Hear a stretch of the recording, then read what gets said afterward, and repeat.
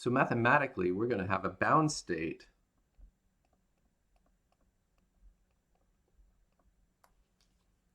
if for some value of r, we have that the sum of these two energies, E of r plus 1 over 4 pi epsilon 0 times 1 over r, if that is less than minus 13.6 electron volts. Okay.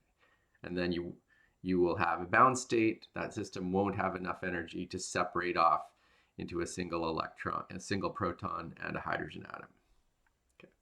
And now just rewriting that, we will have a bound state if we can show that for some r, that the electron energy, that the ground state energy of the electron in the system with two protons at a fixed separation r, if that's less than minus 13.6 electron volts, minus 1 over 4 pi epsilon naught times 1 over r.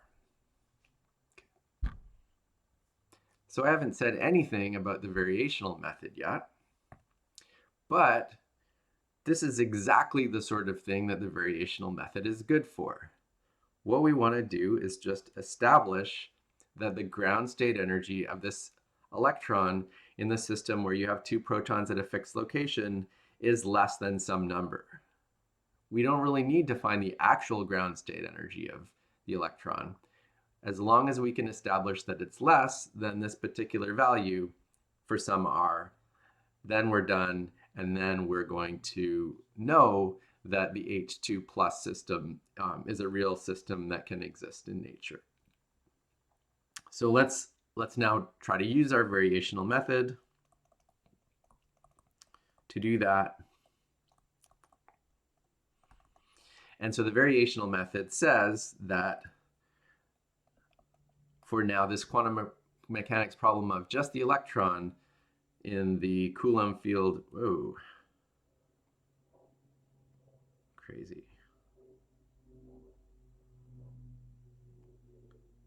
Okay. For this quantum mechanics problem of just the electron in the Coulomb field of our two protons, that we know that the true ground state energy of the electron is less than or equal to the expectation value of the electron's Hamiltonian for whatever trial state that we choose. Okay. And so what we want to do is find this trial state. We're going to be working in the position basis, so we're just talking about finding a trial wave function for the electron. So that for some r,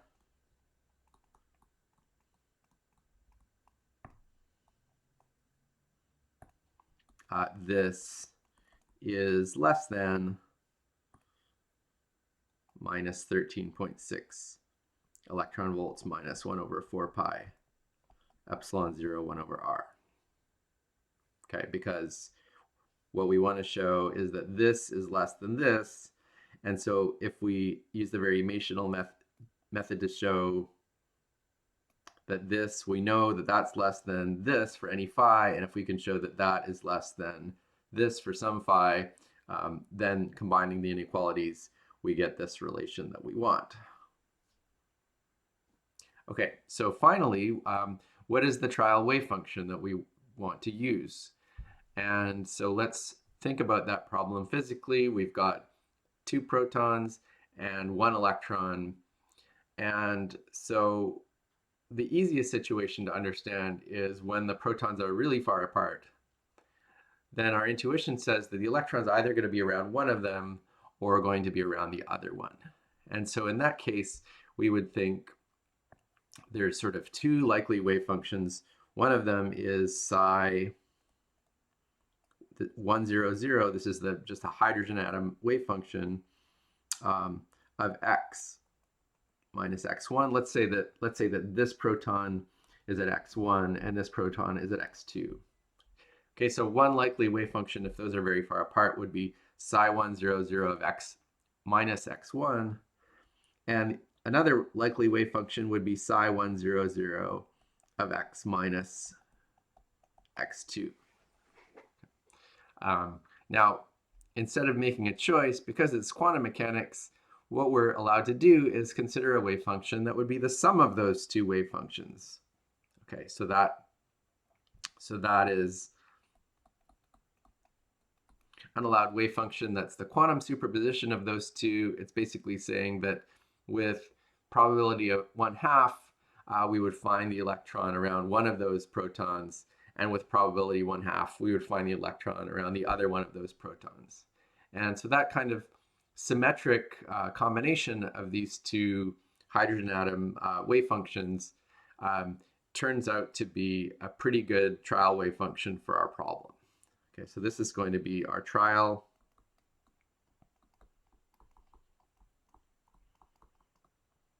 wave function. More precisely, we want to normalize that.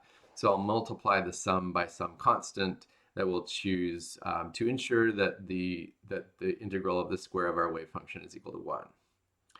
And so now you can read about the full details of the variational method in Griffiths. The bottom line is that using this trial wave function, we can calculate the expectation value of the electron Hamiltonian. This involves a bunch of integrals. You can see all the details.